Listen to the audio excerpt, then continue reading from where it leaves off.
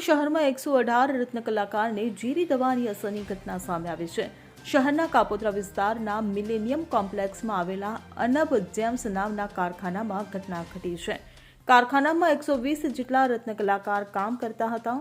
118 રત્ન કલાકારને પાણી પીધા બાદ ઝેરની અસર થતા સારવાર માટે બે ખાનગી હોસ્પિટલ ખસેડવામાં આવ્યા છે, જેમાંથી બે દર્દી આઈસીયુમાં સારવાર હેઠળ છે, જ્યારે અન્ય 116 દર્દીની હાલત સ્થિર હોવાનું જાણવા મળી રહ્યું છે। પીવાના પાણીના ફિલ્ટર પ્લાન્ટમાં અસામાજિક તત્વોએ સલ્ફોસ નામની દવાની પડીકી નાખી હોવાનું જાણવા મળતા આ સમગ્ર મામલે પોલીસ દ્વારા તપાસ શરૂ કરવામાં આવી છે। કાપોદ્રાની ડાયમંડ ફેક્ટરીના 100થી વધુ રત્ન કલાકારોને ઝેરી અસરથી કિરણ હોસ્પિટલમાં સારવાર માટે દાખલ કરવામાં આવ્યા છે, ત્યારે રાજ્ય શિક્ષણ મંત્રી પ્રફુલભાઈ પાનસેરિયા કિરણ હોસ્પિટલ ખાતે સારવાર લઈ રહેલા અસરગ્રસ્ત રત્ન કલાકારોની મુલાકાત લીધી હતી।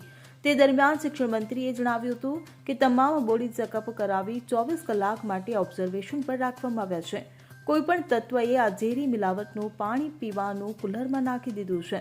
ડીસીબી કમિશનર સહિત પોલીસના તમામ વ્યક્તિઓ અહીંયા હાજર છે। ડોક્ટરની ટીમ સહિત તમામ લોકો એક પણ રત્ન કલાકારને સહેજ પણ પ્રોબ્લેમ ન આવે તેનું સંપૂર્ણ નિરીક્ષણ કરી ધ્યાન આપવામાં આવી રહ્યું છે। આ સમગ્ર મામલે તપાસ કરવા પોલીસ દ્વારા ફોરેન્સિક ટીમ બોલાવાઈ છે અને પોલીસે સીસીટીવી ફૂટેજ પણ ચેક કરી રહ્યા છે, ત્યારે આરોપી સામે ગુનો દાખલ કરી કડક કાર્યવાહી કરવામાં આવશે હોવાનું પોલીસે જણાવ્યું હતું। નરેશ સિમરન સાથે CN24 ન્યૂઝ, સુરત।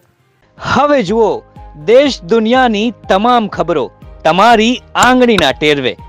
ઉઠાવો મોબાઈલ અને ગૂગલ પ્લે સ્ટોર પરથી ડાઉનલોડ કરો અમારી CN24 ન્યૂઝ મોબાઈલ એપ।